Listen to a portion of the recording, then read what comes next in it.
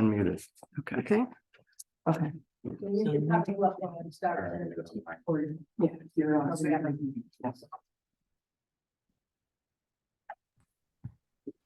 All right, good evening, everyone. Welcome to the Belmont Talks.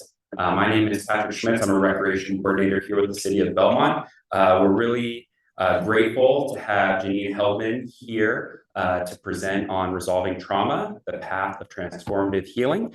So thank you everyone for joining us, and we'll let Janene go ahead and start with the lovely presentation. Thank you. Welcome, everybody. Thank you so much for joining me this afternoon. My name is Janene Heldman. I'm a retired marriage and family therapist with 20 plus years experience working with families, children, and adults. Tonight, we will discuss the topic of trauma and suffering, my area of expertise. Lord knows we've all recently faced stress and suffering in ways we could never have anticipated with the pandemic. I have always had an unwavering curiosity about human suffering, along with the hope that because of its prevalence, there must be a good reason for it. So I studied psychology and became a licensed psychotherapist, which gave me a clinical understanding of it. I studied trauma, neurology, philosophy, all the major religions, shamanism. I attended a Buddhist chaplaincy program. In my efforts to understand suffering, I've had some big surprises. For example, for the bulk of my childhood and early adulthood, I really believed that suffering was avoidable. So my early years of study, I focused on ways I could outsmart it. Interestingly, there are attitudes and skills, exercises we can do that can minimize suffering, and we'll go into some of those later. Perhaps the first big surprise, this is not working. Excuse me just a minute.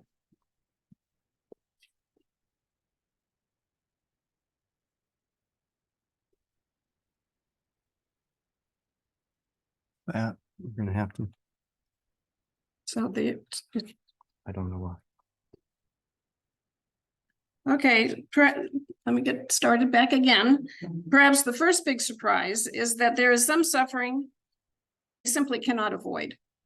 Our physical material bodies have limitations. Physically and emotionally, discomfort and suffering is possible each time we experience our limitations. And successfully navigating our limitations is a major part of growing functionally, physically, and socially. Even our personality development depends on experiencing and resolving conflict and stress. Erik Erikson in the late 50s and 60s set the framework for understanding how we develop personality by navigating the conflicts between our personal needs and our social needs. He identified 8 primary developmental stages, each with unique and specific tasks. Our competency with being psychosocial is achieved only after we resolve the conflicts associated with each task. You can probably identify with a lot of these stages of development. Human beings are motivated by 2 primary factors: avoiding pain and experiencing pleasure. But from a survival perspective, avoiding danger was far more important to our predecessors than experiencing pleasure, which means our forefathers passed down genes that constructed a negativity bias in our brain structure. Consequently, we are far more likely to scan for potential dangers and disappointments, even when we are feeling relaxed and happy. And any painful experiences will be more easily incorporated into our long-term memory than positive ones. I was especially surprised to learn that the human body is actually designed to handle stress and trauma. In a situation of threat, stress hormones are released to give us the added energy and motivation to run or defend ourselves against predators. These stress hormones also enable our bodies to evoke healing from physical injury, injecting antibodies into the muscles and bloodstream to fight infections and mask physical pain. So stress hormones are truly essential to our survival. We know now that the body does not experience all stress in the same way. Healthy stress can actually help us grow in brain plasticity and physical and emotional resilience. But stress that involves social isolation or rejection can actually be toxic for the body. Another surprise in my studies was that there's a difference between stress and trauma. Stress in this context can be defined as a state of mental or emotional strain or tension resulting from adverse or very demanding circumstances. Trauma, on the other hand, is a condition caused by severe stress that overwhelms one's coping mechanisms, requiring us to fight or take flight, freeze, or submit. So it's clear that stress and suffering are actually built into the fabric of the human experience. And they're a major part of how we grow intellectually and how we cultivate emotional and physical resilience. Even trauma plays a key role in our development. Trauma taxes us beyond the coping systems that we know and rely on, forcing us to entertain and experiment with new perspectives, beliefs, and interventions, some of which may challenge the cultural and religious influences that we embraced in our youth. From this work, we can recognize that healing is an experiential learning process that accesses and enhances our innate wisdom, leading to the possibility of achieving genuine joy and unconditional love. Yeah. Yes. Is trauma an event, or is it something that can go on like stress for a long period of time? It can be either. Should you repeat the question? Sorry. Oh, the question is trauma a single event or can it go on for long periods of time? Both can happen. And actually what we've discovered is that the longer that it's enduring, the more damage it causes. So what I've learned from my studies is that there truly is a good reason for suffering trauma. The best surprise I had in my studies of stress and trauma is the realization that there's a good reason for it. The healing process can be an intense spiritual learning experience, leading to greater personal productivity, contentment, empowerment, and joy. From my personal and professional experience, I have identified 4 basic levels of healing. The first, traumatic shock. The name pretty much says it all. It's anything that overwhelms our coping system, and shock is the way it is usually experienced. Expression, level 2, encompasses the physical and emotional discomfort caused by the traumatic event. The third level, reconstruction, the work necessary to address and resolve the wounds caused by the traumatic event, involves the development of skills such as compassionate emotional regulation, empathy, assignment of meaning to the traumatic event, and skillful faith. The fourth, transformation, brings skills such as forgiveness, joy, unconditional principled love, and the cultivation of unique personal purpose and skillful power. You notice that I included joy and love as skills. In the healing process I describe, I have discovered that genuine joy and principled love are not transient emotions that ebb and flow with life's ups and downs. They are skills developed with intention and work. These skills come only through the discipline, balance, and harmony of the 4 major resources, always available to us: emotions, intellect, ordinary consciousness, and non-ordinary consciousness. Now, I've just introduced 2 terms that probably need some explanation. Ordinary consciousness, probably you're all familiar with that. It's our experience of anything from the here and now of our material reality, including physical and emotional sensations. Non-ordinary consciousness involves our experience of anything that does not originate from the here and now. Dreams, memories, imagination, creativity, spiritual ecstasy, even getting drunk and being in love, all of these are products of our non-ordinary consciousness. Carl Jung recognized that the magical, mysterious, mythopoetic world of non-ordinary consciousness is the reality into which a survivor falls when trauma cracks open the psyche. Our ability to cultivate joy, unconditional, principled love, and wisdom in our lives depends on our ability to navigate a path of self-discovery and resolution that harmonizes all our healing resources. In this spirit of balance and harmony, composed equally of intellect, emotion, ordinary consciousness, and non-ordinary consciousness, the human soul resides. Our unique innate wisdom originates from this space.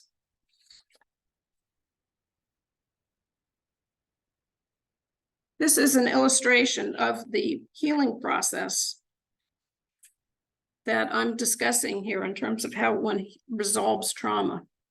You'll see that each level of healing calls for skills that engage each of the resources. And once learned, these skills allow us to progress to the next level of healing. Level 1, healing shock.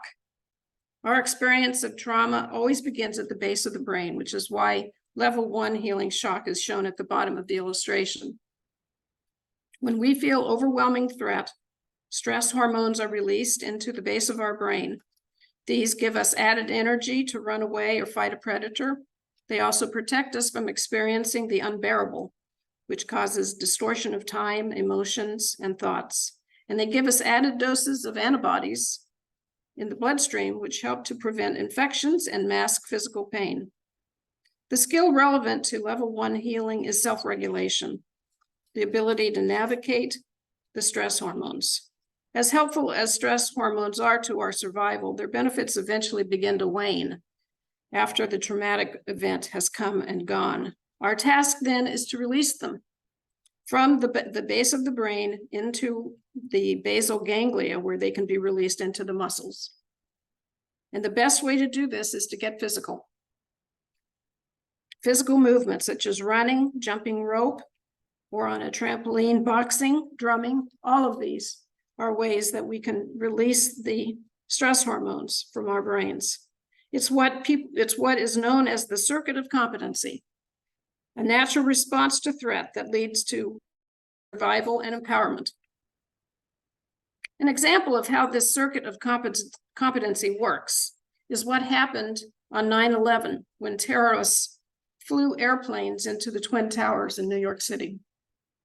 Dr. Bessel van der Kolk, a Harvard-trained medical doctor specialized in trauma, wrote a best-selling book, The Body Keeps the Score. I studied with Dr. van der Kolk. In one of our classes, he reported his experience when visiting the site immediately following the attack. He and other trauma experts assembled in New York City. They set up emergency clinics, expecting that throngs of people would need help and support. Interesting thing is, no one showed up. The only ones who didn't have a safe home to run, and they were the only ones who sought help. The reason people were running for their lives, which served to release their stress hormones. They were able to run home where safety was restored, and stress hormones were able to rest. Another example is that of Nelson Mandela. Mandela was an attorney and activist dedicated to end apartheid. In one of his many protests, violence broke out, and he was arrested and sent to prison with a life imprisonment sentence for conspiring to overturn the government. 27 years later, he was released, and soon thereafter became his country's first Black head of state in a fully represented democratic election. When interviewed and asked how he managed such a transformation, he replied, he took up boxing.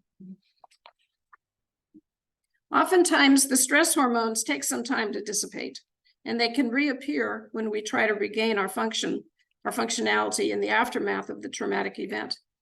As they begin to subside, the black cloud of shock shifts to reds and oranges, as you can see on the screen there, representing the intense work required to regulate them. It's important to note that to the extent the amygdala is engaged, the executive functioning part of the brain is offline, which means that essential neurological functions such as impulse control, assessment, planning for the future, troubleshooting, all of these are unavailable. It's simply impossible to create effective long-term solutions to trauma while in the state of emotional overwhelm. The healing process represented in this illustration may seem hierarchical in nature, appearing like a mountain that must be climbed one step after the next. In reality, though, healing always takes place in waves and cycles, similar to the ebb and flow of the planet's tides. The timing, duration, and breadth of each healing cycle are unique to each of us, and we may be engaging in more than one of the healing stages simultaneously. Thus, it's common for an individual to jump into a higher level of functionality after gaining new insight, only to recede into more trauma-sensitive patterns when faced with new challenges. This cyclical pattern of healing is especially true of the work between levels 1 and level 2 healing. Level 2 healing begins when the fog created by the stress hormones begin to dissipate, forcing us to face the full expression of the traumatic event. This is a very difficult time in the healing process. As we attempt to resume life in the aftershock of the trauma, memories will be triggered, forcing us to face the trauma over and over again. And during this time, overwhelming fear and anxiety and anger are common, which can lead to compulsive behaviors like substance abuse and other addictions. This is the place in the healing process where many people get stuck in a feedback loop between levels 1 and level 2 healing. If the trigger is strong enough, it can set us back into level 1 shock, and the best response would be to get physical, causing the stress hormones to be released into the muscles. But if the trigger is not that strong, we may decide to avoid its impact by anesthetizing it, evoking non-ordinary consciousness by getting drunk or using drugs. Or we may choose to replace it by investing in physical pleasures. Even behaviors that garner feelings of power, such as theft or other criminal actions, can offset stress hormones from level 1 healing. I think we've all seen that as a result of the pandemic, how the crime rates are just increasing everywhere. And psychological addiction to any substance or avoidant behavior can occur in just one use, especially when we are so vulnerable. Another problematic reactive pattern to trauma is a knee-jerk reaction of anger and violence, whether or not it's related to the present moment. I have witnessed this rage response a lot in my practice. It's important to examine these common phenomena because it helps us to appreciate how many of us live our lives handicapped by the shock of a previous traumatic event. People who have had a tendency to react with sudden anger or violence, or even those resorting to addictions, are often not fully present to their experience in the moment. Level 2 healing requires that we face the painful memories of the traumatic event while tuning into our feelings. Skills such as attuned relatedness, introspection, self-awareness, diligence are all cultivated in this work. And supportive tools include trauma-focused yoga, mindfulness meditation, mind-body connectivity, journaling. And as you can see, these skills are in light orange, yellow, and pale greens that portray a new level of insight in preparation for the creativity that we're going to experience in the next level of healing.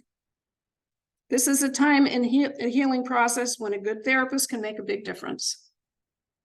And there are some amazingly effective therapeutic modalities available right now, including somatic work, internal family systems, hearts work, EMDR. All of these can be life-changing. It's hard work. Yeah. Oh, yes. What's somatic work? It has to do with getting into your feelings. It's hard work to heal from trauma, and level 2 healing is especially difficult, requiring that we find our inner strength and courage over and over again. We know we're making progress when we can experience attuned relatedness consistently and predictively by tuning into our feelings while practicing self-soothing techniques. Our Western culture esteems the white knuckle approach to enduring suffering, So it will take some time to practice these skills of attuned relatedness and sensing. Eventually, we'll learn how to gain enough self-awareness to recognize our pain without criticizing ourselves from experiencing it. And these skills will prepare us to progress to the next level of healing. It was at this juncture in my own healing that my work made a major shift. Rather than doing the work to stop my suffering, I began looking forward with the goal to practice my new skills and to begin the process to realize my potential. And this was the point where I had to acknowledge a few personal truths, which made moving into the higher levels of healing possible.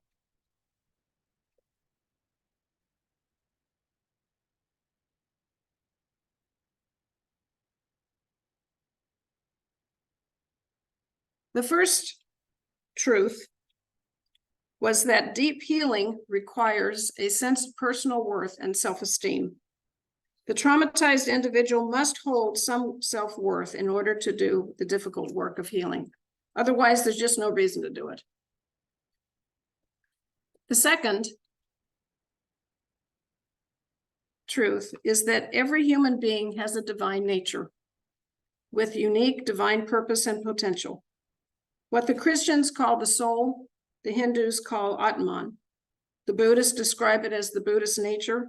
To Sufis, it's the beloved, and it's Tao to the Taoists, and inner light to the Quakers. Even the intellectually based field of psychology refers to an individual's sacred incommunicado center, life giver, or core of innocence.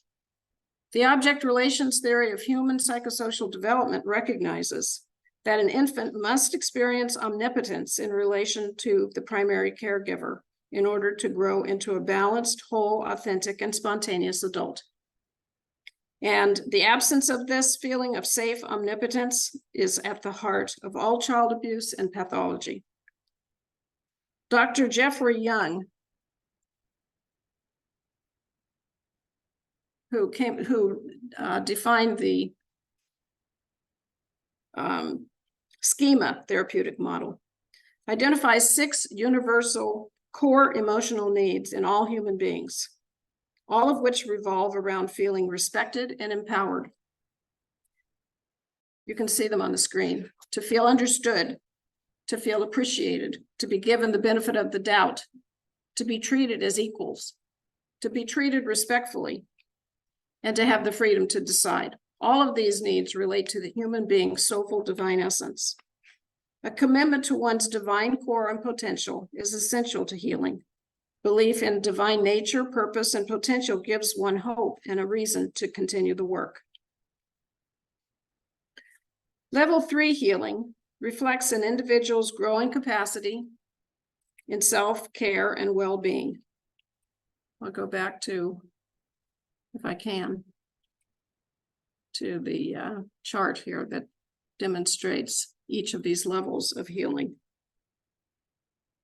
Level 3 healing has skills such as compassionate emotional regulation and empathy to help us strengthen our curiosity and the heightened imagination that naturally show up during this stage of healing, all leading to the ability to constructively reframe the traumatic event and give it meaning. As we gain more insight into our experience of the trauma, we can now choose to respond to it in more life-sustaining and empowered ways. Oftentimes, we'll recognize new capabilities and gifts in ourselves for the very first times. Level 3 healing skills are shown in shades of green, representing the natural creative powers that's part of this healing process, leading to the calm and peace made possible by empathy for yourself and others. Skillful faith, cultivating inner wisdom are the first steps towards transformation, and these are reflected in shades of lavender, a symbol of the corner we have turned in our healing to face the divine within each of us. One skill that shows up more and more frequently during this level of healing is the epiphany. Epiphanies are dramatic, life-changing moments of insight, what some people call the aha moments. In fact, they are natural occurrences reflecting the harmonious overlapping of our emotional, intellectual, ordinary and non-ordinary consciousness resources. They feel an alignment of reason and heartfelt values, a visceral acknowledgement of our inner wisdom, and they reveal our personal truths and offer new possibilities in how we might apply these truths to our experience of ourselves and the world. Epiphanies are possible, even likely, for all of us, but the brain has to be trained to prepare for them, which requires us to slow down our thoughts and sharpen our emotional sensitivity and awareness. Exercises that lead to epiphanies include insight meditation and journaling, as just a few of them. We need to focus on building comfort with feelings of vulnerability and the unknown, and trusting ourselves to prudently act on a hunch without being able to see the whole picture. Level 3 healing incorporates many skills that build happiness and resilience. Competency and empathy, compassionate emotional regulation helps us feel safer and more empowered in our relationships. And in ease with these new skills grows a sense of capacity and promise that we can face future trauma. Level 4, healing, transformation. The idea that human beings can be changed in radically positive ways through suffering and life struggles is not new. It is present in ancient religious and spiritual traditions, philosophy, and literature. What is relatively new is the study of this phenomenon by clinicians, scholars, and scientists. Labeled post-traumatic growth, such transformation has been measurable in 5 ways.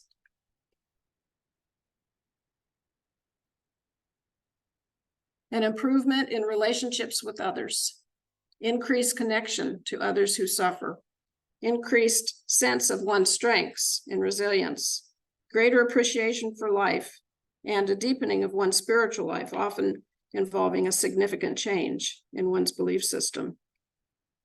This research confirms the acquisition of skills learned in level 3, increased resilience and self-confidence, increased skills in empathy and compassion, leading to improvement in relationships, and a take charge shift in one's faith and belief system. At this stage in our healing, we can now cultivate unconditional principled love and skillful joy. And amid this competency and grace are true full powers within reach. Actually, level 4 healing, we learn how to solve the innate conflict that helped form our personalities and egos. We find the answer to Erickson's psychosocial stages, addressing conflict between our individual needs and social needs by embracing the power at our core. This work helps us understand the difference between unskillful versus skillful power.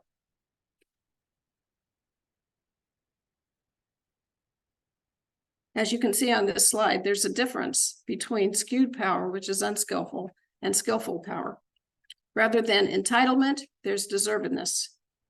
Rather than histrionic, boundary-starved acting out, there's compassion and self-regulation. There's a big difference between skillful and unskillful power. And as we gain more and more competency and confidence in our innate power, we will be able to recognize that those engaging unskillful power as individuals who are working through their lessons through suffering. And the answer to all the suffering we have endured is resolved by a new superpower, compassion, for our own suffering and for that of others. Humankind's ecstasies, joys, tragedies, and limitations reveal a great deal about our nature and our purpose for life. That we are physically, mentally, and emotionally designed to suffer trauma speaks to the way we will learn our most important lessons by experiencing, healing, and transforming our suffering.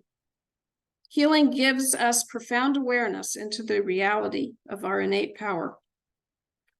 Our joy and ecstasies remind us of our divine and spiritual essence and give us glimpses into our unique divine potential. And our constantly expanding limitations are confirmation that we are here to work as human beings, to learn and to transform ourselves. So in my path and my life's work, understanding trauma and suffering, I have learned that trauma holds an important role in our growth and development as human beings. I have learned that we all have the resources and capabilities to resolve trauma. I've learned that it's not only very possible to resolve and transform trauma, but that it's imperative we do so to realize our unique purpose and potential. And the final surprise to my work to understand trauma is that there's only one thing that can sabotage us: doubt.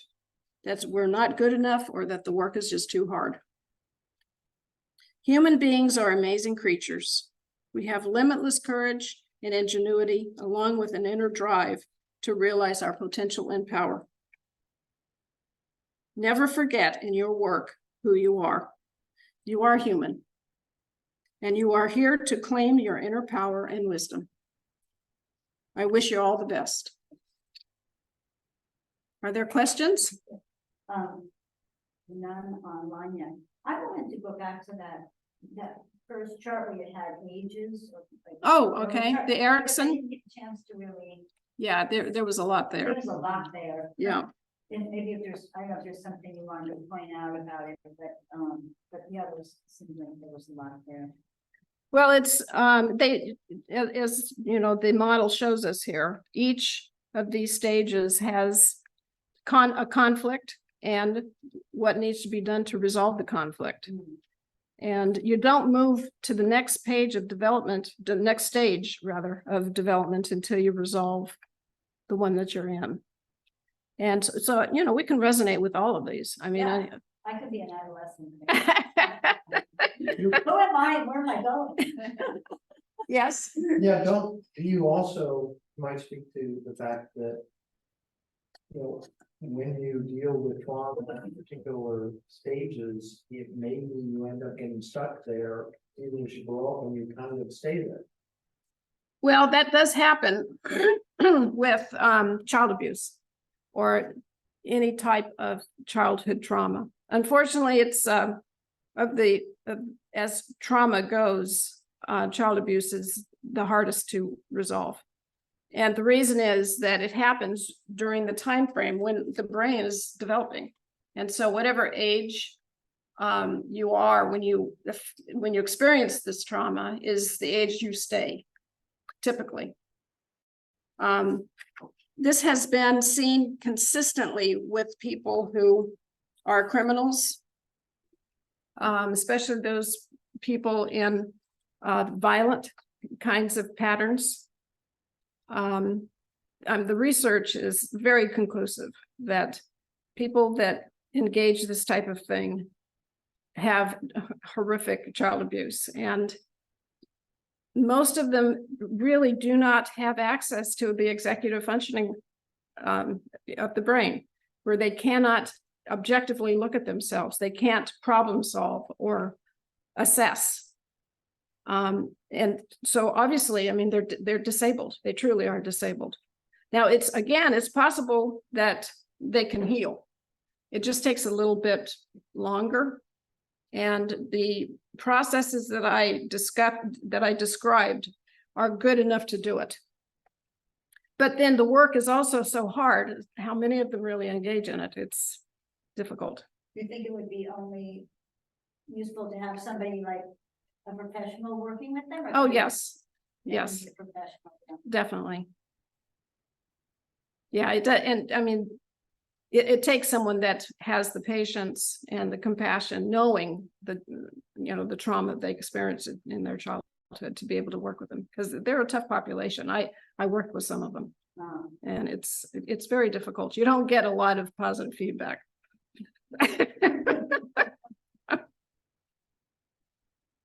Yes. I've got a question. If a friend has experienced trauma and is probably still in this shock phase, what could I as a friend do or say to help? Do you kind of encourage them to move through to the expression phase, or how do you best help them? The best thing you can do is to take a long walk with them, or to get, into some type of physical exercise, and to just watch as the stress hormones start subsiding. It's quite profound to witness that. It happens. And the person is not necessarily going to be able to respond intellectually if they are in a state of shock. And so take them for a walk or a run or doing something physical is the best thing you can do. And not bring it up, not talk about it. It's not going to help. They're not going to, Yeah, they're not going to have the presence of mind to make that choice for themselves. What is you said trauma yoga for trauma or? Yes, trauma focused yoga. Huh. Yes. Mindfulness meditation also is just amazingly effective. The research on it shows that people who have experienced child abuse come in and you can actually see the damage in their brains. And we have that capacity now with the imaging technology. For someone who has experienced child abuse, and if they meditate for 2 or more years, you compare the two brains, they look at the brain of a person who was not exposed to child trauma and the one that was, who mindfully meditated for 2 years. You can't tell the difference. Wow. It's extremely powerful. The thing is, though, it's a subtle, you don't see anything that happens just overnight or with a pill, it takes kind of, endurance to keep doing the process. And mindfulness meditation is not, natural for us in this culture. It's becoming more popular and for a very good reason. So that's one that is always beneficial. When I would see clients, it would be a requirement that everybody that sees me is meditating. And journaling too. Also very helpful. Yes? In the older 65 and up, not to say that's what I am. So ego identity versus despair. Can you kind of explain that a little bit? What you mean there? Well, the ego it's an interesting, what I discussed about the importance of the child feeling omnipotent connection with the primary caregiver. This is the theory that Melanie Klein came up with in terms of how ego develops. So the ego is very much connected to our sense of safety and omnipotence as a child. And when we don't have enough, the goal then for the rest of our lives, we're going to be seeking that kind of power. So when you come to ego, identity, and despair, you kind of look back and you say to yourself, okay, how did I do?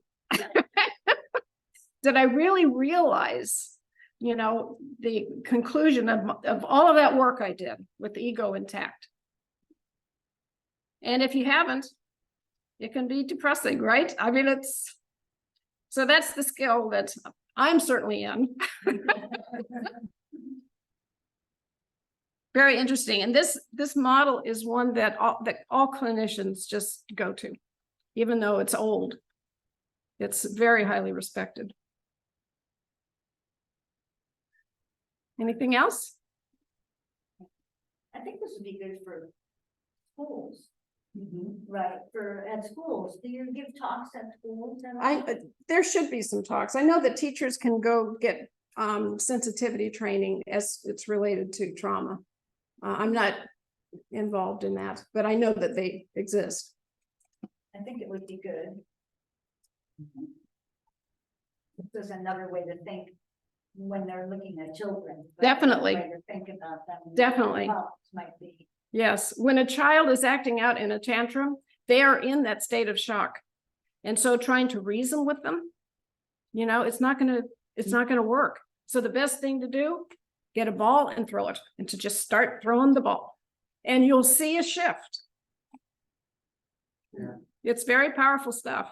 I think you mentioned one time that they're in like a cycle. It's almost like if you had a ball and threw it to them and they had to catch it, it like breaks the cycle. It breaks the cycle of the shock. Yeah. Yeah, exercise just in general helps. Yes, I it think does. the mood, right? Right. Yeah. No, it helps me. I know. Definitely. Mm. Any other questions? No, this was very good. There's just so much there. I know it. It was hard to prune down. Yeah, a lot there. I'll have one last question. If you could recommend one book, you Oh, mentioned These one. books, I think. Yes, I brought some. There was one that you mentioned in your talk. Yes, it's Yeah. thing by the guy I studied with. The body keeps the score. Oh, right. And this is still a bestseller. Go by the speakers so that, we can hear it, and maybe we can put those Oh, that's a great idea. as references. Yeah. Yeah, so I highly recommend the book called The Body Keeps the Score by my professor, Bessel van der Kolk. It's still on the bestseller list after 6 years of being written. Very profoundly helpful. And the other one. And the other ones I brought were also helpful to me. Take them over and you can Yeah, mention them so they can hear you. yeah, that'd be great. Another one that I really love is The Art of Empathy by Carla McLaren. She goes into empathy at a level that is, That would be good. yeah, it's excellent. And Rick Hanson's book, Hardwiring Happiness, he goes into the brain chemistry of trauma. And then Trauma and the Soul by Donald Kalsheed is also very good. He specializes as a psychiatrist treating trauma. And he calls it a psychospiritual approach to human development and its interruption. And actually, we should ask people, they haven't put anything in the chat, but ask if anyone online wants to kind of. So are there any questions from anyone else or any thoughts? Yes? I have one more, sorry. No problem. There's nothing online. Trauma, we could just kind of go back to the definition of it. That is sort of an extraordinarily painful event or series of events. Yes. Different than depression. Yes. Or anything. Okay. Yes. Probably repeat what you. So said. the question is to clarify that trauma is a kind of a special event that is very severe, more than just regular stress. Okay. During the pandemic, the pandemic itself was not an experience of trauma, but that doesn't mean that people weren't traumatized. And it certainly added a level of stress that just made normal living so difficult and being cut off, from community and so forth. My husband and I did a major remodel during that. And I can tell you, I experienced several traumatic experiences during that effort. Yeah. And believe me, I got really good at running. We heard, this is in the Parks and Rec department, we heard during the pandemic, a lot of people saying, I've got to get outside, please reopen the parks or let us go on the trails. Yeah. I have to do this. And Yes. with a lot more, passion, they were demanding that and we're grateful that we were able to make it. Yes. It's a natural process to run, it really is. And, Yeah. and for those who don't, you got to wonder why, that there's something. Now, for example, the hurricane, I forget the name of it, in New Orleans, Yeah. which happened. Katrina. Katrina. The people that suffered from that were handled in a very different way than what happened on 9/11 in New York. They went to different homes and collected people, put them in gurneys and strapped them down. And it was the absolute worst thing they could have done. So putting someone in captivity is going to just exacerbate the trauma. And, we could really see the impact it had on the area's ability to recover. It took them so long. So that's something that we've learned. This is all kind of a learning experience. Yeah. Anything else? I think that- yeah. Well, thank you so much. Thank you. Appreciate the That's opportunity. Thank you. Good. I think end it then. And, If I say end it, ends. okay. I wasn't sure. Okay, thank you, everybody online. We're ending it.